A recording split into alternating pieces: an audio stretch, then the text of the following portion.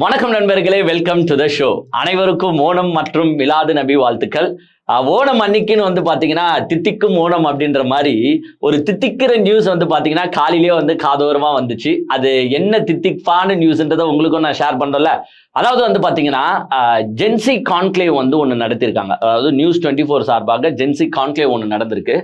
அந்த ஜென்சி கான்க்ளேவ்ல இந்த cockroach Janata party இருக்கு பாத்தீங்களா, அதாங்க இந்தியா முழுக்க வந்து ஒரு போராட்டத்தை நிகழ்த்தி ஒன்றிய அமைச்சரே வந்து பதவி நீக்கம் செஞ்சாங்க பாருங்க. அந்த காக்ரோச் ஜனதா பார்ட்டியோட தலைவர் அபிஜித் தீப்கே கிட்ட வந்து ஒரு கேள்வியை கேட்கிறாங்க. ஒரு ஆங்கர் வந்து கேள்வியை கேட்கிறாரு, who is the best chief minister in India?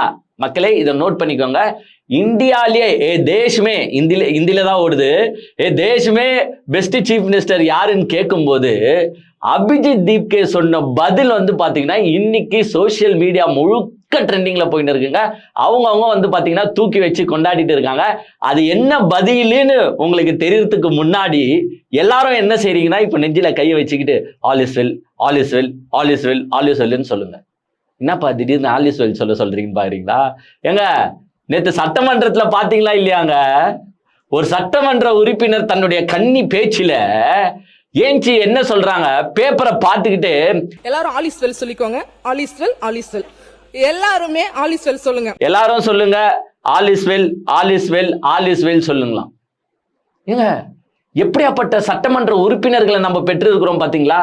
ஒரு கன்னி பேச்சா இருந்தா கூட ஏஞ்சி தன் கட்சி தலைவரை பாராட்டிட்டு நீங்க நெக்ஸ்ட் கண்டென்ட்டுக்குள்ள போனல, உங்க சட்டமன்ற தொகுதிக்கு என்ன வேணும் அதை பத்தி பேசணும். அதை விட்டுட்டாங்க. All is well, all is well சொல்லுங்க.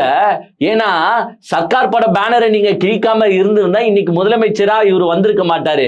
நீங்க கிழிச்சனாலதான் இன்னைக்கு முதலமைச்சரா எங்க தலைவர் வந்திருக்காரு. அதனால எல்லாமே ஆல் இஸ் வெல்னு சொல்லுங்க சொல்லிட்டு நெக்ஸ்ட் லைன் ஆட் பண்ணாங்க பாருங்க. அதுல தாங்க நான் ரொம்ப ஷாக் ஆயிட்டேன்.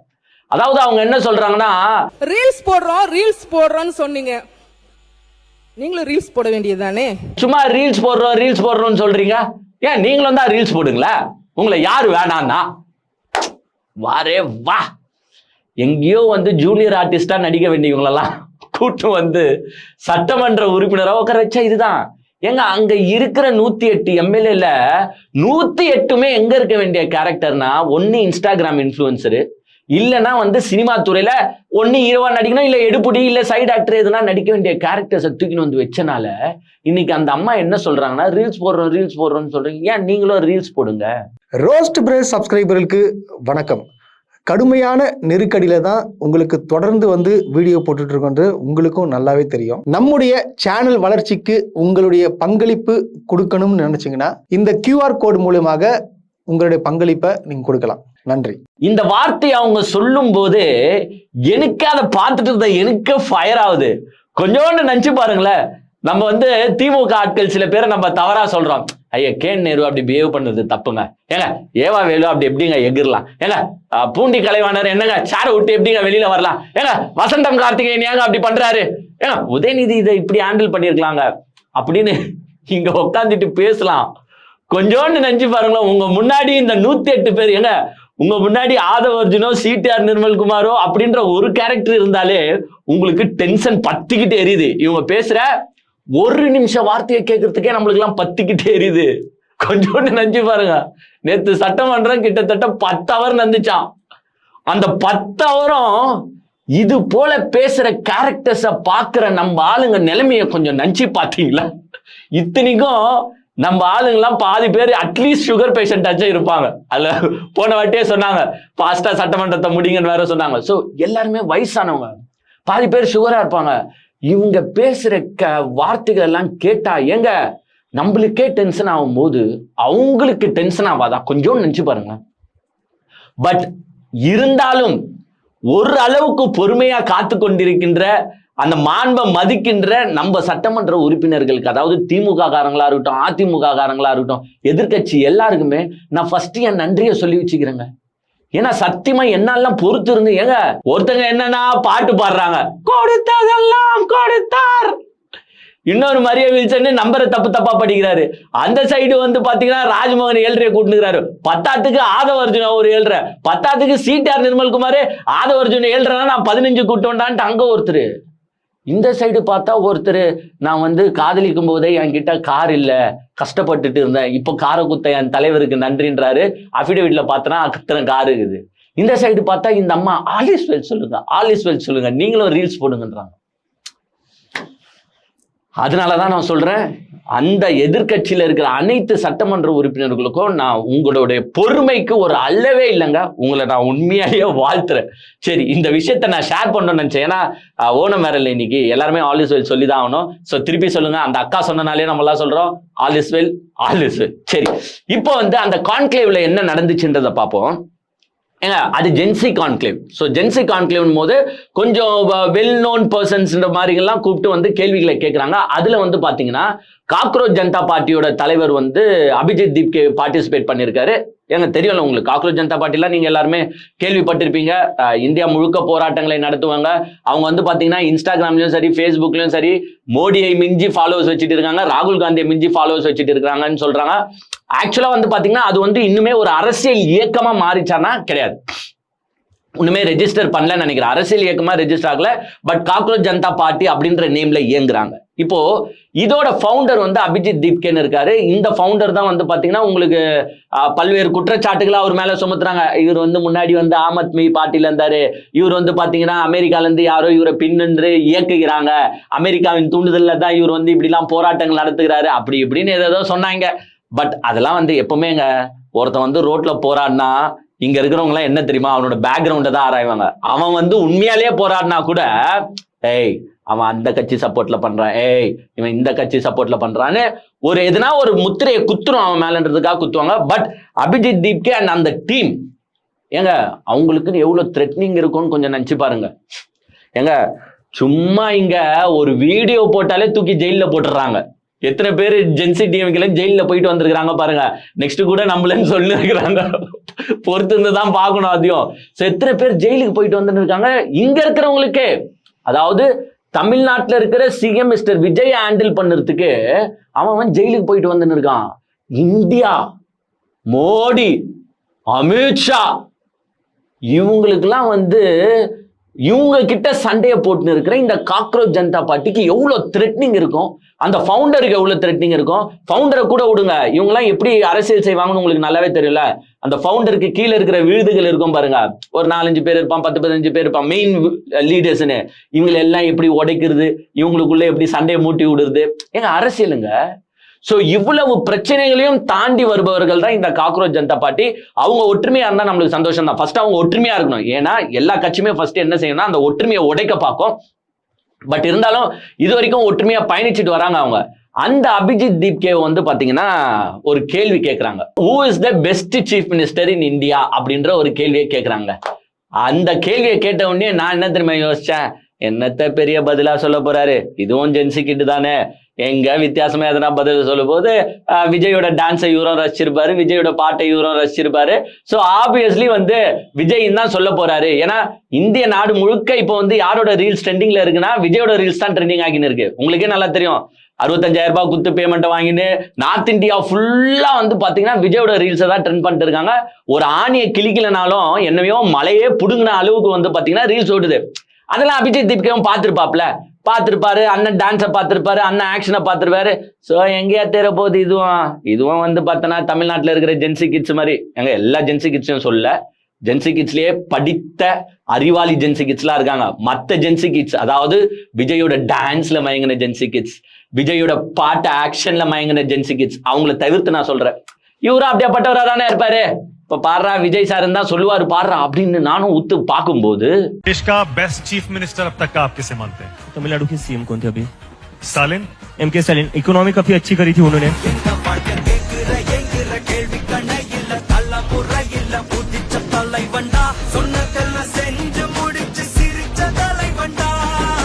चीफ मिनिस्टर ऑफ தமிழ்நாடுன்னு உடனே ஆங்கர் இப்ப இருக்கிற சீஃப் மினிஸ்டர் அப்படின்னா ஐயா நீங்க வேறங்க, முன்னாள் சீஃப் மினிஸ்டருங்க MK Stalin is the best chief minister in India. ஏங்க அபிஜித் தீப்கே சொல்றாப்ல, அதாவது ஒரு பொதுவா ஒரு பழமொழி இருக்கும் பாத்தீங்களா, பிறந்த வீட்டுல வந்து மரியாதை இருக்காதுன்னு சொல்லுவாங்க, பொதுவா ஒரு நார்மல் ஜென்ரலா சொல்லுவாங்க. அதே மாதிரிதான் எம்கே ஸ்டாலின் அவர்களின் புகழ் தமிழ்நாட்டு மக்களுக்கு தெரியல, ஆனா எங்க இருக்கிறவங்களுக்கு தெரியுது பாருங்க, நார்த் இந்தியால இயங்குகிற ஒரு காக்ரோச் ஜனதா பார்ட்டிக்கு யாரா பெஸ்ட் சீஃப் மினிஸ்டர்னு கேட்டா எம்கே ஸ்டாலின்னு சொல்றாங்க. ஏன்னா அவர் எக்ஸ்பிளைனும் பண்றாரு, சும்மா போற போக்குல நான் எம்கே ஸ்டாலினோட ஃபேன் அதனால சொன்னேன்னு சொல்ல. ஏன்னா எக்கனாமிக்கலி அந்த தமிழ்நாட்டை வந்து எங்க தூக்கின்னு வந்து வச்சாரு பாருங்க எம்கே ஸ்டாலின். சோ எக்கனாமிக்கலி தூக்கின்னு வந்தனால எனக்கு எம்கே ஸ்டாலினை பிடிக்கும். அதே மாதிரி வந்து பாத்தீங்கன்னா கேரளால வந்து எனக்கு பினராயி விஜயன் வந்து பாத்தீங்கன்னா சுகாதாரத்துறையில நல்ல முன்னேற்றம் கொடுத்திருக்காரு, அதனால அவரும் எனக்கு பிடிக்கும். அதே மாதிரி அரவிந்த் கெஜ்ரிவால் எஜுகேஷனல் சிஸ்டம்ல நிறைய சேஞ்சஸ் பண்ணியிருக்காரு டெல்லியில. சோ இந்த 3 பேரும் எனக்கு பிடிக்கும், பெஸ்ட் சீஃப் மினிஸ்டர் எஸ் அப்படின்னு உன்ன ஃபர்ஸ்ட் வார்த்தையா சொன்னதே ஸ்டாலின் தான். ஏங்க இதுதான் உண்மையான கருத்துங்க. நம்மலாம் வந்து வடநாட்டுல இருக்கிற இளைஞர்கள்லாம் நம்ம கலாச்சின்னு இருந்தோம். ஆனா அந்த வடநாட்டுல இருக்கிற இளைஞர்களுக்கு வந்து நம்ம ஸ்டாலினை பத்தி தெரியுது. ஆனா இங்க இருக்கிறவங்களுக்கு வந்து பாத்தீங்கன்னா ஸ்டாலினை பத்தி தெரியல. போன எலெக்ஷன்ல தோக்கடிச்சிட்டாங்க. யாருக்கு ஓட்டு போட்டு ஜெயிக்க வச்சிருக்காங்கன்னு பாத்தீங்கன்னா விஜய் அப்படின்றவருக்கு வந்து ஓட்டு போட்டு ஜெயிக்க வச்சிருக்காங்க. என்னத்தை செய்யுது, இதை தான் நம்மளால என்ன எக்ஸ்பிளைன் பண்ணுறதுனே புரியல. ஆக்சுவலா வந்து விஜய் சாரை வந்து அபிஜித் தீப்கேக்கு பிடிக்குமானா எனக்கு தெரிஞ்சு பிடிக்காதுன்னு நினைக்கிறேன். ஏன் பிடிக்காதுன்னா, எங்க விஜய் சார் பண்ணுது அப்படி என்ன பண்ணாரு விஜய் சார் கொஞ்சம் நினைச்சு பாருங்க. இந்த போராட்டம் அப்ப கூடங்க எங்க இந்தியா முழுக்க போராட்டம் நடக்குது. இங்க போராட்டம் பண்ண மாணவர்களை கைது பண்ணாங்க. அதே மாதிரி வந்து பாத்தீங்கன்னா பாலன் இல்லத்துல வந்து எல்லாருமே போராடிட்டு இருந்தாங்க. இந்த எஜுகேஷன் சிஸ்டத்துக்கு அகெயின்ஸ்டா, நீட்டுக்கு அகெயின்ஸ்டா எல்லாருமே போராடிட்டு இருக்கும்போது நம்ம வந்து என்ன பண்ணோம், திசையை மாறுவதற்காக ஜனநாயகன் படத்தை ரிலீஸ் பண்ணிட்டு நம்ம இளைஞர்கள்லாம் எங்க போய் உக்காந்துருந்தாங்கன்னு பாத்தீங்கன்னா ஜனநாயகன் படத்தை பார்த்துட்டு உக்காந்துருந்தாங்க. ஏன் இந்த டீடைல்ஸ்லாம் அங்க போயிருக்கோம்ல, அபிஜித் தீப்கேக்கும் கேள்விப்பட்டிருப்பார்ல, எப்பா நம்ம இங்க உக்காந்துக்கின்னு மாணவர்களுக்காக போராடின்னு இருக்கோம். ஆனா அங்க ஒரு சிஎம், தமிழ்நாட்டு சிஎம் மாணவர்கள் போராட்டத்துல எங்க போய் குதிச்சிட்டு போறாங்க, அவங்கள டைவர்ட் பண்ணுன்றதுக்காக எங்கேயோ குப்பையில இந்த ஜனநாயகன் படத்தை தூக்கிட்டு வந்து கரெக்டா இப்போ ரிலீஸ் பண்றாப்ல. ஏங்க ஆப்வியஸ்லிங்க அவங்க வந்து இந்தியா ஃபுல்லா இந்த போராட்டம் நடக்கணும்னு ஒரு முன்னெடுத்து பண்ணும்போது இது மாதிரி ஒரு சீஃப் மினிஸ்டரே, அதாவது ஒரு சாதா ஒரு ஆக்டர் பண்ணா தப்பு கிடையாதுங்க. விஜய்ன்றவரு ஒரு சீஃப் மினிஸ்டர் உக்காந்துக்கிட்டு தன் படத்தை ரிலீஸ் பண்ணிட்டு மாணவர்களை டிவர்ட் பண்றாரு அப்படின்ற விஷயம் அவங்களுக்கு போகும்போது அப்பயே தெரியுதுல விஜய் சாரோட பவுச்சி என்னன்னு தெரியுதுல. அதே மாதிரி இன்னொன்னு இவங்க பண்ணாங்க சம்பவம் தெரியுமா உங்களுக்கு? 17ஆம் தேதி, இந்த மாசம் 17ஆம் தேதி என்ன சுற்றறிக்கை விட்டாங்க தமிழக அரசுனா, அதாவது மாணவர்களோ இந்த அரசு மற்றும் கலைக்கல்லூரி இருக்குல்ல, கவர்மெண்ட் காலேஜஸ் இருக்கு பாருங்க, அங்க இருக்கும் மாணவர்கள் எந்த போராட்டத்திலையும் கிளர்ச்சிகளிலும் ஈடுபடக்கூடாது அப்படின்றதுக்காக ஒரு கூட்டு நடவடிக்கை எடுக்கணும் அப்படின்ற ஒரு சுற்றறிக்கையை விடுறாங்க. எது எங்க ஸ்டூடெண்ட்ஸ் ப்ரொடெஸ்ட் பண்ணுறதுன்றது அவங்களோட உரிமை. இவர் அந்த உரிமையை அப்பவே தடுத்தாரு. எப்போ தடுத்தாரு? எல்லாம் இந்தியா முழுக்க போராடும் போது ஏங்க மெரினாவை கம்ப்ளீட்டா க்ளோஸ் பண்ணிட்டாங்க. மெரினாக்குள்ள ஸ்டூடெண்ட்ஸே உள்ள போகாத அளவுக்கு பெர்மிஷன் கிராண்ட் பண்ணல. ஸோ அந்த அளவுக்கு ஒரு ஸ்ட்ரிக்டா அந்த மனுஷன் 17th வந்து என்ன அறிக்கை விட்டு இருக்காருன்னா, இந்த மாதிரி ஒரு அறிக்கை விட்ட உடனே அபிஜித் தீப்கேக்கு அதுவும் டென்ஷன் ஆகுமா இல்லையா? ஏங்க அவங்க போராடுறதும் மக்களுக்காக தானே. ஏங்க நம்ம வந்து சொல்லலாம் இப்ப அவங்க ஏதோ ஒரு மோட்டிவோட பண்றாங்கப்பான்னு சொல்லலாம். பட் இருந்தாலும் யாருக்காகவோ போராடுறாங்கல்ல, அந்த முன்னெடுப்பை எடுக்கிறாங்கல்ல, அதுவே நம்ம பாராட்ட வேண்டிய விஷயம் தானே. ஏங்க அவரு வந்து இந்த அறிக்கையை பார்த்த உடனே அவங்க வந்து ட்வீட் போடுறாங்க, இதெல்லாம் ஒரு சீஃப் மினிஸ்டர் பண்ணலாமா அப்படின்ற கேள்வியை அபிஜித் தீப்கே கேட்கிறாப்ல. நாங்க உள்ள வந்தா விஜய் ஃபேஸை எக்ஸ்போஸ் பண்ணிடுவோம் அப்படின்ற பயத்துல தான் இதெல்லாம் தமிழக அரசு பண்ணிட்டு இருக்கு போல அப்படின்ற மாதிரி ஒரு ட்வீட் போட இவங்க உடனே அந்த சுற்றறிக்கையை வாபஸ் வாங்கிட்டாங்கன்னு வச்சுக்கோங்க. 17th போட்டு 18, 19 வாபஸ் வாங்கிட்டாங்க. பட் வை இதை பண்ணணும்னு நான் கேட்கிறேன். ஏங்க அபிஜித் தீப்கே அங்க போட்ட அந்த ட்வீட்டுக்கு இங்க இருக்கிற வர்ச்சுவல் வாரியர்ஸ்ல என்ன தெரியுமா பண்ணானுங்க? நான் கொஞ்சம் ரீல்ஸ் பார்த்தேன். ஏய் நீங்க காக்ரோச் ஜனதா பார்ட்டிடா, நாங்க இட்டடிச்சு உங்களை காலி பண்ணிடுவோம்டா. ஏய் அவனுக்கு தெரியாதுடா மாப்பிள்ள, இங்க தமிழ்நாட்டுல வர்ச்சுவல் வாரியர்ஸ்னு ஒண்ணு இருக்கிறது அவனுக்கு தெரியாதுடா, தெரியாம பேசுறான்டா. எது இவங்க இங்க உட்காந்து சொம்பச்சுன்னு இருந்தானுங்க. எப்பவுமே சொம்படிக்கிற ஒரே குரூப் எதுன்னு பாத்தீங்கன்னா வர்ச்சுவல் வாரியர்ஸ் தான். ஒரு போராட்டத்துல பங்கேற்பாருங்கன்னா கிடையாது. ஸோ இந்த மாதிரி இந்த சுற்றறிக்கையும் வந்து பாத்தீங்கன்னா மிகப்பெரிய ரோலை பிளே பண்ணிச்சு. இதனாலவே வந்து அபிஜித் தீப்கேக்கு விஜய் மேல காண்டு இருக்கும்னு வச்சுக்கோங்க. பட் அந்த காண்டே இல்லைனாலும் who is the best chief மினிஸ்டர்னு கேட்டா ஒன்னும் விஜய் பேரை சொல்ல போறது கிடையாதாங்க. ஏன்னா இந்த போராட்ட களத்தில் இருக்கும் மாணவர்கள்லாம் அழகுக்கு மயங்காதவர்கள், அறிவுக்கு மயங்குபவர்கள். எதே நீங்க ஒன்னும் பாலன் இல்லத்துல போராடினாங்களே மாணவ மாணவிகள், அவங்களே ஆட்டோமேட்டிக்கா வந்து போராடினாங்களே, அவங்க யாரும் எனக்கு தெரிஞ்சு விஜய்க்கு ஓட்டு போட்டு இருக்க மாட்டாங்க. ஏன்னா அங்க இருந்தவங்க எல்லாம் படிச்சவங்க, இது கொள்கை கூட்டம். எதுக்காக நம்ம ஓட்டு போடுறோம், நம்மளுக்காக எவன் போராடுவானோ அவனுக்காக ஓட்டு போடணுன்றது அவங்களுக்கு தெரியும். ஆனா படம் பார்க்க போச்சு பாரு ஒரு குரூப், அந்த குரூப் முழுக்க தான் விஜய் சாருக்கு ஓட்டு போட்டிருக்கோம். இந்த போராட்டத்துல ஈடுபடுறான் பாரு மாணவர்கள், அவங்க கண்டிப்பா விஜய் சாருக்கு ஓட்டு போட மாட்டாங்க. ஸோ இது தெரிஞ்சுதான் இந்த சுற்றறிக்கையை விட்டு அப்புறமா பல சைட்ல இருந்து எதிர்ப்பு வந்தனால அந்த சுற்றறிக்கையை கேன்சல் பண்ணிட்டாங்க, வாபஸ் வாங்கிட்டாங்க. ஸோ இந்த கான்க்ளேவ்ல வந்து பாத்தீங்கன்னா இன்னைக்கு அபிஜித் தீப்கே பேசுனது தான் சோஷியல் மீடியாஸ் ஃபுல்லாவே ஸ்ப்ரெட் ஆகிட்டு இருக்கு. ஏன்னா ஒரு நார்த் இந்தியாவில் இருக்கிற ஒரு குரூப்புக்கும் ஸ்டாலின் சாரோட பேரு போய் சேர்ந்திருக்கு, அவர் பண்ண சாதனைகள் போய் சேர்ந்திருக்கு அப்படின்றது வந்து ஆக்சுவலா திமுகவுக்கு வந்து பாத்தீங்கன்னா அது ஒரு பூஸ்டை கொடுத்துருக்கு அப்படின்னே நம்ம சொல்லலாம். நேத்து சட்டசபையில காமெடிக்கு மேல காமெடி இருந்துச்சுங்க. இப்போ காக்ரோச் ஜனதா பார்ட்டியை தூக்கி அப்படி ஓரமா வைப்போம். பட் இருந்தாலும் ஒன்னு பண்ணணும், திமுகலாம் வந்து பாத்தீங்கன்னா ஒன்னு இணைஞ்சு பண்ணணும். இப்போ இந்த காக்ரோச் ஜனதா பார்ட்டிக்கு முடிந்த அளவுக்கு இந்த தேர்ட் பார்ட்டிஸ் ஃபார்ம் பண்ணலான்னு இருக்காங்க பாருங்க. உதாரணத்துக்கு காங்கிரஸையும் பாஜகவையும் விட்டுருங்க, ஆல்ரெடி பல கட்சிகள் இந்த காங்கிரஸ் மேலேயும் பாஜக மேலேயும் காண்டில் இருக்காங்க. ஸோ இந்த தேர்ட் ஃப்ரண்ட் ஃபார்ம் பண்ணலாம் அப்படின்னு நினைக்கிற கேரக்டர்ஸ் அரவிந்த் கெஜ்ரிவாலா இருக்கட்டும், இல்ல திமுக தலைவர் மு.க. ஸ்டாலினா இருக்கட்டும், இல்லைன்னா மம்தா பானர்ஜியா இருக்கட்டும், இவங்க எல்லாம் சேர்ந்து என்ன பண்ணணும், ஒரு தேர்ட் ஃப்ரண்ட் ஃபார்ம் பண்ணி சிஜேபியை கூட வச்சுக்கணும். ஏங்க எஸ், காக்ரோச் ஜனதா பார்ட்டிக்கும் இளைஞர்கள் சப்போர்ட் இருக்கு. இப்போ இளைஞர்களின் வாக்கு ஜாஸ்தி. ஸோ அந்த இளைஞர்கள் வாக்கை கவரணும்னா இந்த மாதிரி காக்ரோச் ஜனதா பார்ட்டிக்கு ஒரு முழு ஆதரவை கொடுத்து அவங்கள முன்னிலைப்படுத்தி இந்த கட்சிகள்லாம் இணைந்து செயல்பட்டால் எங்க பிஜேபிக்கும் பெரிய ஆப்பு இருக்கு, காங்கிரஸ்க்கும் பெரிய ஆப்பு இருக்கு. லாஸ்ட்ல வந்து முட்டுச்சந்தில நிக்க போறது யாருன்னு பாத்தீங்கன்னா காங்கிரஸ். ஏங்க இதை வந்து நம்ம முன்னாள் முதல்வர் மு.க. ஸ்டாலின் அவர்கள் வந்து ஒரு முன்னெடுப்பா எடுத்து பண்ணணும். ஏன்னா நம்ம காங்கிரஸோட கூட்டணி போட போறது கிடையாது, பிஜேபி கூட நம்ம போக போறது கிடையாது. ஸோ ஒரு தேர்ட் ஃப்ரண்ட் ஃபார்ம் பண்ணும்போது ஒரு பவர்ஃபுல்லா ஒரு கேடர் ஸ்ட்ரென்த் தேவைப்படுது இந்தியா முழுக்க. தமிழ்நாட்டில் ஒண்டி மட்டும் இல்லை, இந்தியா முழுக்க தேவைப்படும் போது இந்த மாதிரி சிஜேபி அந்த இயக்கத்தை ஒரு பார்ட்டியா வந்து ரெஜிஸ்டர் பண்ண சொல்லி இவங்கெல்லாம் கொஞ்சம் அவங்களுக்கு சப்போர்ட்டா இருந்து, ஏன்னா ஆல்ரெடி அரவிந்த் கெஜ்ரிவாலோட சப்போர்ட் கொஞ்சம் இருக்கும்னு வச்சுக்கோங்க அந்த கட்சிக்கு. அரவிந்த் கெஜ்ரிவாலுக்கும் காங்கிரஸும் பிடிக்காது, பாஜகவுக்கும் பிடிக்காது, மம்தா பானர்ஜிக்கும் பாஜகவும் பிடிக்காது. காங்கிரஸ் கூட இப்ப ஏன் ஒட்டிட்டு இருக்காங்கன்னா அவங்க ரூலிங் பவர்ல இல்லாதனால ஒட்டிக்கிட்டு இருக்காங்க. ஸோ இவங்கெல்லாம் சேர்ந்து இந்த தேர்ட் ஃப்ரண்ட்டை ஃபார்ம் பண்ணாலே உண்மையிலே ஒரு மிகப்பெரிய மாற்றம் இருக்கும். விஜய் சார் வந்து அப்புறமா சவுத்துல போய் முட்டிக்கின்னு இருக்க வேண்டியதுதான். எங்க இளைஞர்கள்லாம் நம்மளை விட்டு போயிடுவானோன்னு பயந்து தான் அந்த சுற்றறிக்கை விட்டு அப்புறமா வாபஸ் வாங்கினாங்க. ஸோ அதெல்லாம் பொறுத்திருந்து பார்க்க வேண்டியது. பட் அதெல்லாம் மிகப்பெரிய ஸ்டெப்ஸ்ல தலைவர்கள் அவங்களாம் ஒன்று சேர்ந்து பேசி முடிவெடுப்பார்கள்.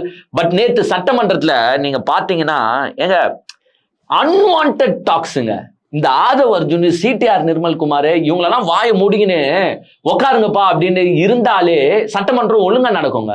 எங்க சட்டமன்றத்துல மக்கள் குறைகளோ இல்ல மக்களுக்காகவோ அங்க வந்து ஒரு டிபேட் நடக்குதானா? கிடையாது. அன்வான்ட் டாக்ஸை பேசி அன்வான்ட் வார்த்தைகளை விட்டு தேவையில்லாம சட்டமன்ற நேரத்தையே வீணடிச்சுன்னு இருக்காங்க இந்த ரெண்டு கேரக்டர். ஏங்க நேத்து ஏதோ கதையை பேசுறீங்க, பரந்தூர் விமான நிலையத்தை பத்தி பேசுறீங்க, அதுல உள்ள அட்வான்டேஜ் அதுல உள்ள டிஸ்அட்வான்டேஜ், அதை ஏன் நாங்க ஸ்டாப் பண்ணோம் அப்படி பேசிட்டு போயிடணும்.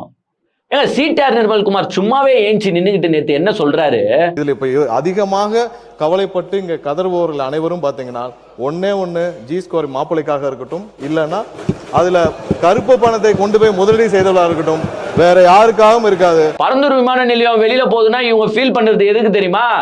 ஜி ஸ்கொயர் மாப்பிள்ளைக்காகவும் அங்க வந்து கருப்பு பணத்தை முதலீடு பண்ணிருக்காங்க பாருங்க, அவங்களுக்காக தான் இவங்க ஃபீல் பண்ணிருக்காங்க. விவசாயிகளை பத்தி எல்லாம் இவங்க யோசிக்கல, பட் நாங்க தான் விவசாயிகள் பத்தி யோசிக்கிறோம். அதுதான் ஜி ஸ்கொயர் மாப்பிள்ளை. ஏங்க ஆல்ரெடி கரூர் கம்பெனின்னு சொல்லி தான் உங்களை வந்து பாத்ரூம் மினிஸ்டர்ன்ற அளவுக்கு சொல்ல வச்சுட்டீங்க. அதுதான் ஜி ஸ்கொயர் மாப்பிள்ளை. ஸோ இந்த மாதிரி வார்த்தைகள் நீங்க பேசும்போது தி அதர் சைட் டென்ஷன் ஆகாம எப்படி இருப்பாங்க? இவர் ஜி ஸ்கொயர் மாப்பிள்ளைன்னு சொல்ல அந்த சைடு வந்து எங்க தங்கம் தென்னரசு எல்லாம் வந்து பாத்தீங்கன்னா நீங்க சவுண்ட் விட்டு பேசி எனக்கு தெரிஞ்சு நான் பார்த்ததே கிடையாது. ஏன்னா அவர் வந்து எப்பவுமே சைலண்டான கேரக்டரா தான் இருப்பாரு. எங்க நேற்று தங்கம் தென்னரசே டென்ஷன் ஆயிட்டாரு, அவரு ஏஞ்சி நின்று பதில் அளிக்கிறாரு. நீங்க வந்து ஒரு அமைச்சர் வந்து இப்படியாப்பட்ட விதத்துல தான் ஒரு பதிலை கொடுப்பீங்கன்னா I can pay you in the same currency. அதாவது நீங்க என்ன தோரணையில் பேசுகிறீர்களோ அதே தோரணையில் எனக்கும் பதிலளிக்க தெரியும். ஜி ஸ்கொயர் மாப்பிள்ளைன்னு நீங்க சொன்னா எந்த லாட்ரி மருமகனுக்காக நீங்க புது இடத்துக்கு ஏர்போர்ட்டை ஷிஃப்ட் பண்றீங்க?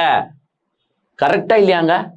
ஏற்கனவே இருக்கிற ஏர்போர்ட், முடிவு பண்ண ஏர்போர்ட்டை நீங்க ஒரு இடத்துக்கு மாத்துறீங்கன்னா அப்ப எந்த லாட்ரி மருமகனுக்காக மாத்துறீங்கன்னா உடனே அவை அங்க கொஞ்சம் டிஸ்டர்ப் ஆகுது. இந்த டிஸ்டர்ப், இந்த கொந்தளிப்பு, இந்த டென்ஷன், இந்த நேரம் வேஸ்ட் ஆக்குது யாருங்க? சிடிஆர் நிர்மல்குமாருக்கு இது தேவையா? கூட இந்த ஆதவ் அர்ஜுனா சேர்ந்துக்கிட்டு அங்க ஆக்சுவலா இவங்க பெர்ஃபார்மன்ஸை என்ன பெர்ஃபார்மன்ஸ் தெரியுமா பண்றாங்க? ரீல்ஸ் எடுத்து ட்ரெண்டிங் பண்ணுறதுக்காக அந்த 30 செகண்ட் 45 செகண்ட் அதுக்கு ஏத்த மாதிரி தான் பண்றாங்களே தவிர்த்து அங்க மக்களோட குறைகளை பேசுறதே கிடையாதுங்க. பரந்தூரால இன்னைக்கு அவ்வளோ பிரச்சனைங்க. ஒரு மாநிலத்தின் வளர்ச்சியே கம்மியாக போகுது இந்த ஏர்போர்ட்டை நம்ம மிஸ் பண்ணா. இவங்க நெக்ஸ்ட் ஏர்போர்ட்டை எப்போ ஃபார்ம் பண்ணுவாங்கன்னு தெரியாது. இன்னும் இடத்த கண்டுபிடிக்கணும். அதாவது ஒன்று சொல்லுவாங்க பாருங்க, இனிமே தான் இடத்த வாங்கணும், தோண்டணும், நட்டுணும், அப்புறமா தான் புடுங்கணும்னு. அந்த மாதிரி தான் இனிமேட்டு தான் லேண்டா பார்க்கணும், இனிமேட்டு தான் அங்க இருக்கிற ஆட்கள் கிட்ட பேசணும், இனிமேட்டு அவங்கெல்லாம் காலி பண்ணணும், அவங்களுக்கு செட்டில்மெண்ட் பண்ணணும். இதுக்கு நடுவில் நீங்க சென்ட்ரல் கவர்மெண்ட் கிட்ட பெர்மிஷனை வாங்கணும். 5 வருஷம் மேல ஆயிடுங்க இதெல்லாம். 5 வருஷத்துக்கு மேல ஆச்சுன்னா இங்க தமிழ்நாடு 10 வருஷத்துக்கு கீழே போயிடுவாங்க. யார் காரணம் இதுக்கு? உங்களோட அரசியல். நீங்க அரசியல் பண்ணுன்ற ஒரே காரணத்துக்காக தான் இந்த ஏர்போர்ட்டை இங்கிருந்து போஸ்ட்பான் பண்றீங்களே தவிர்த்து, வேற இடத்துக்கு மாத்துறீங்களே தவிர்த்து வேற எதுவுமே கிடையாது. ஸோ அந்த கண்டெக்ஸ்டோட பேசுவாங்களான்னு பார்த்தீங்கன்னா பேச மாட்டாங்க. எதுனா 7:30 கூட்டி உண்ணு தான் பேசினாங்க. நேற்று தங்கம் தென்னரசு அவர்கள் சரியான பதிலடி கொடுத்தாரு. அந்த பதிலடி கொடுத்த உடனே வெளியில வந்துட்டாங்க. லீமா ரோஸ் இருக்காங்க பாருங்க. எனக்கு லீமா ரோஸ் தெரியும்ல, நம்ம மார்டின் சாரோட வைஃப், அதாவது நம்ம ஆதவ் அர்ஜுன் சாரோட மாமியார். அவங்க வெளியில வந்துட்டு எங்க லாட்டரியை பத்திலாம் பாத்தீங்கன்னா உள்ள டிஸ்கஷன் நடக்குது. யார் அந்த டிஸ்கஷனை ஸ்டார்ட் பண்ணா? உங்க மருமகன் தானே. உங்க மருமகனால் தானே வந்துச்சு இது. ஒரு வாரத்துக்கு முன்னாடி ஞாபகம் இருக்கா? 900 கோடியை கொடுத்தது உங்க அப்பா கிட்ட தான் கொடுத்தாரு, உங்க அப்பாவை கேளுங்க அப்படின்னு யார் சொன்னா? உங்க மருமகன் தானே சொன்னாரு. அப்பெல்லாம் நீங்க ஏன் பேசாம இருந்தீங்க? நம்மள தானே 900 கோடி கொடுத்தோம்னு சொல்றாங்க. ஸோ சந்தோஷம் உட்காந்து இருந்தீங்களே, அப்ப பேச வேண்டியது தானே. இன்னைக்கு எங்க லாட்டரியை பத்திலாம் டிஸ்கஸ் பண்றாங்க மார்டின் சார். ஆனா உலகத்திலேயே தன்னுடைய கணவனை சாருன்னு சொல்லி நான் இவங்கள தாங்க பாக்குறேன். எனக்கு தெரிஞ்சு யாரும் சாருன்னு சொல்லி பார்க்க மாட்டாங்க கணவனை. ஒன்று மார்டின் சொல்லுவாங்க, இல்லை என்னுடைய கணவர்னு சொல்லுவாங்க. எங்க கணவர்னு சொன்ன நீயும் லாட்ரி டிக்கெட் விற்கிறியான்னு கேட்டுருவாங்களோன்னு பயந்துக்கிட்டு மார்டின் சார் அப்படின்ட்டாங்க. சரி, ஓகே, ஒரு பெரிய மரியாதை கொடுக்குறான்னு வச்சுக்கோங்க. நாங்க ஒன்றும் இல்லீகலாலாம் பண்ணலங்க, நாங்க எல்லாமே லீகலாக தான் பண்றோம். நாங்க பார்த்தீங்கன்னா டாக்ஸ் கட்டுறோம், ஜிஎஸ்டி கட்டுறோம், எல்லாமே லீகலைஸ்டு தான் நாங்க பண்றோம். எங்களை சும்மா நீங்க லாட்ரின்னு சொன்னா எப்படி அப்படின்னு கேட்குறாங்க. எல்லாருமே லீகலா தான் பண்றான். இப்ப நீங்க உங்க நிர்மல்குமார் அங்க உட்காந்து ஜி ஸ்கொயர் மாப்பிள்ளைனாரு, அதுக்கும் மாப்பிள்ளைக்கும் அந்த மாப்பிள்ளைக்கும் தொடர்பு இருக்கோ இல்லையோ, இல்ல அந்த கம்பெனில எத்தனை ஷேர் ஹோல்டர்ஸோ என்னமோ அதை ஓரமா விடுங்க. அவங்க நான் ஜிஎஸ்டி கட்டாம டாக்ஸ் கட்டாம அங்க அந்த கம்பெனி நத்திட்டு இருப்பாங்க. எல்லாம் ஜிஎஸ்டி கட்டி எல்லாம் டாக்ஸ் கட்டி தான் நத்துறாங்க. ஏன் ஜி ஸ்கொயரை விடுங்க. வைன் ஷாப் சரக்குங்க, சரக்கு விற்கிறவங்க மட்டும் ஜிஎஸ்டி கட்டாம டாக்ஸ் கட்டாமையா சரக்கு டிஸ்ட்ரிபியூட் பண்ணிருக்காங்க. டாஸ்மாகோ எல்லா சேல்ஸும் கரெக்டா தானே பண்ணுது. டாஸ்மாகோ கவர்மெண்ட் கீழே தானே ஓடுன்னு இருக்கு. நீங்களும் லாட்ரி டிக்கெட் அப்படித்தானே வித்துட்டு இருக்கீங்க. இந்த லாட்ரி விற்கிறவங்க, சரக்கு விற்கிறவங்க, இவங்கெல்லாம் வியாக்கியானமே பேசக்கூடாது. ஏன்னா பல குடும்பங்கள் அழியுறது இந்த டாஸ்மாக் பிளஸ் லாட்ரியால தான். எஸ், லாட்ரி மூலியமா எங்கன்னா ஒருத்தருக்கோ 2 பேருக்கோ லாபம் இருக்கலாம். ஒரு குழுக்கள்லயும் ஒருத்தருக்கு லாபம் இருக்கும். ஒரு 20 பேருக்கு லாபம் இருக்கும்னு வச்சுக்கோங்க. ஏன் 100 பேருக்கு கூட லாபம் இருக்கும்னு வச்சுக்கோங்க. Second prize, third prize, 10th பிரைஸ்ன்னு போட்டு. பட் அதுல அழிகிற குடும்பங்கள் லட்சக்கணக்கில் இருக்கும். அதனாலதான் லாட்ரியே வேண்டாம் அப்படின்னு சொல்லிட்டு இருக்காங்க. இவங்க என்ன பண்றாங்கன்னா, நாங்க ஜிஎஸ்டி பே பண்ணிட்டு தான் ரன் பண்றோம், நாங்க லீகலா தான் ரன் பண்றோம். சரி, லீகலா தானே ரன் பண்றீங்க எல்லா மாநிலத்திலயும், அப்புறமா ஏன் அவ்வளோ கேசஸ் இருக்கு உங்க மேல? சொல்லுங்க, நீங்களே சொல்லுங்க. லீகலா ரன் பண்றவங்க மேல என்ன கேசஸ்? லாட்ரி டிக்கெட்டே பிளாக்ல வித்தாங்கன்ட்டுலாம் கேஸ் இருக்கு. பிளாக்லனா கவர்மெண்ட்டுக்கு ஒரு கணக்கு காட்டுறது, ஒரு நம்பர்ஸ் கணக்கு காட்டுறது, இவங்க அதுக்கு மேல அடிக்கிறது. இப்படிலாம் 1008 கேஸ் இருக்கு. ஆனா இவங்க அதெல்லாம் நியாயப்படுத்தி பேசுறாங்க பாருங்க. அதுதாங்க நம்மளால ஏத்துக்கவே முடியல. நேற்று லாட்ரி டிக்கெட் பேசின உடனே இவங்களுக்கும் பேசிட்டாங்க. அதுல இன்னொரு சென்டென்ஸ் ஆட் பண்ணாங்க பாருங்க. அதை தான் நம்ம இம்பார்ட்டண்டா பார்க்க வேண்டிய சென்டென்ஸ். சுப்ரீம் கோர்ட்ல ஒரு வழக்கு இருக்கான். அந்த வழக்குக்கு இவங்களும் போனாங்களாம் போன வாரம் என்னமோ. அங்க ஜட்ஜ் என்ன சொன்னாரா, லாட்ரி டிக்கெட் அந்தந்த மாநிலத்து முதலமைச்சர்கள் முடிவு எடுத்துக்கலாம். அவங்க எவ்வளோ இது செட் பண்ணணுமோ செட் பண்ணி மாநில முதலமைச்சர்கள் ஓகே சொன்னா லாட்டரி டிக்கெட்டை சேல் பண்ணலாம் அப்படின்னு சுப்ரீம் கோர்ட் ஜட்ஜை சொல்லிட்டாங்க. அதை ஸ்ட்ரெஸ் பண்ணி சொல்றாங்க. என்னவா இருக்கும்? விஜய் சார் கிட்ட பர்மிஷன் கேட்டிருக்காங்க. Waiting for the approval. ஏங்க இந்த 5 வருஷத்துக்குள்ள நான் இப்போ கூட சொல்றேங்க, லாட்ரி டிக்கெட்டை எப்படின்னா பில்டப் பண்ணி ஆச்சு இங்க எடுத்துட்டு வருவாங்க பாருங்க. தமிழ்நாட்டில் கண்டிப்பா லாட்ரி டிக்கெட் வரும். ஏன்னா பல குடும்பங்கள் அழியணும்ல, அழியறதுக்காக தான் இது எல்லாமே நடத்திட்டு இருக்காங்க. ஸோ இந்த மாதிரி விஷயங்கள் வந்து நேற்று நடந்துச்சு. நேற்று எடப்பாடி அவர்களே டென்ஷன் ஆக்கிட்டாங்க சட்டமன்றத்தில். ஏங்க நேற்று ஒரு உண்மையால குஜிலி மஸ்து எப்போ நடந்துச்சுன்னு பார்த்தீங்கன்னா நேற்று சட்டமன்றத்தில் நடந்துச்சு. ஏங்க ஒரு சைடு முஸ்லீமை பற்றி திமுகவை பற்றி வச்சு தப்பாக பேசி இந்த முஸ்தாஃபா பண்ண வேலையில் முஸ்தாஃபாவோட ரீல்ஸாக எடுத்து போட்டுங்கிறாங்க. பீஸ்டப்பா அவர் என்ன பேசினார், விஜய் எப்படி கழுவி ஊத்துனார் எல்லாத்தையும் போடுறாங்க. But all this are unwanted. ஒரு நடக்கின்ற சபையை வந்து அப்படியே டைவர்ட் பண்ணி எங்கேயோ எடுத்துட்டு போய் ஒரு சண்டையை உருவாக்கி அங்கே பூண்டி கலைவாணர்லாம் வந்து ரொம்ப டென்ஷன் ஆயிட்டாரு. ஏங்க எவ்வளோதாங்க பொறுத்துக்க முடியும்? ஏங்க ஒரு குற்றச்சாட்டோ பொய் குற்றச்சாட்டோ கண்டினியூஸா வச்சுட்டே இருக்கும்போது, ஏங்க நீங்க சம்பாதிச்சிங்க, நீங்க வச்சுக்கிறீங்க, நீங்க காலேஜ் வச்சுக்கிறீங்க, நீங்க இதை வச்சுக்கிறீங்க, ஏவா வேலையோ எப்ப எத்தனை வந்து காட்டியா?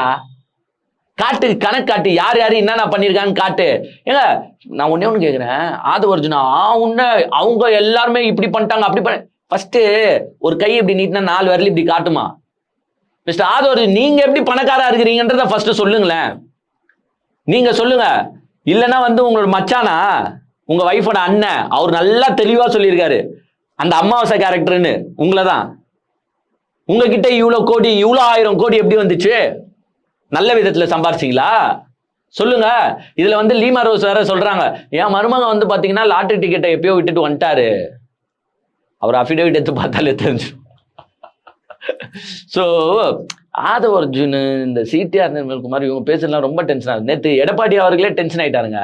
அவர் வந்து ஒரு பாயிண்ட் எக்ஸ்பிளைன் பண்றாரு. இது மாதிரி நீங்க வந்து ஜெயிச்ச உடனே உறுப்பினர்கள்லாம் வந்து பாத்தீங்கன்னா விலைக்கு வாங்கிட்டீங்க, அந்த மாதிரி கண்டெக்ஸ்ட்ல போகும்போது இந்த சைடு அவரை பேச விட மாட்டாங்க. சபாநாயகரும் ஆஃப் பண்றாரு. எடப்பாடி சைட்ல இருந்தா எல்லாம் ஏஞ்சி ஏங்க அப்படிதான் ஏஞ்சி நிற்போம். ஒரு வார்த்தை கேட்டாரு பாருங்க, பலார் பலார்னு வந்துச்சுங்க எடப்பாடி பழனிசாமி கேட்டதுல. உங்க கட்சி வேலைக்கு வாங்க முடியாது. பொதுக்கூட்டமான்னு கேக்குறேன். என்ன பொதுக்கூட்டம்? ஏன் உங்க கட்சி ஆட்களை எங்களால விலைக்கு வாங்க முடியாதா? பலார் வார்த்தை. ஏங்க அதுதான் உண்மை. அதிமுகவோ திமுகவோ நினைச்சா டிவிகே காரங்களை விலைக்கு வாங்க முடியாதா? வாங்க முடியும். பட் அவர்கள் ட்ரை பண்ணல. வேணும்ட்டே வந்து பாத்தீங்கன்னா ஒரு வழக்கை போட்டு தூக்கின்னு போய் உட்கார வச்சிட்டாங்க பாருங்க கொஞ்ச நாள் சில பேரை. நினைச்சால் முடியும், பட் அவங்க ட்ரை பண்ணல. அதை தான் எடப்பாடி பழனிசாமி எங்க சபையிலே கேட்கிறாரு, நாங்க நினைச்சா வாங்க முடியாதா? நீங்க ஒண்டி எங்க கட்சி ஆட்கள்லாம் எங்க ஜெயிச்சவங்க கொஞ்சம் நினைச்சு பாருங்க. ஒரு எம்எல்ஏவா ஜெயிச்சவங்க அந்த எம்எல்ஏ பதவி, ஏங்க ஒரு எம்எல்ஏ ஆகுறது எவ்வளவு கஷ்டங்க. ஏங்க எவ்வளவு மாசம் அந்த தொகுதியில வேலை செஞ்சிருக்கணுங்க.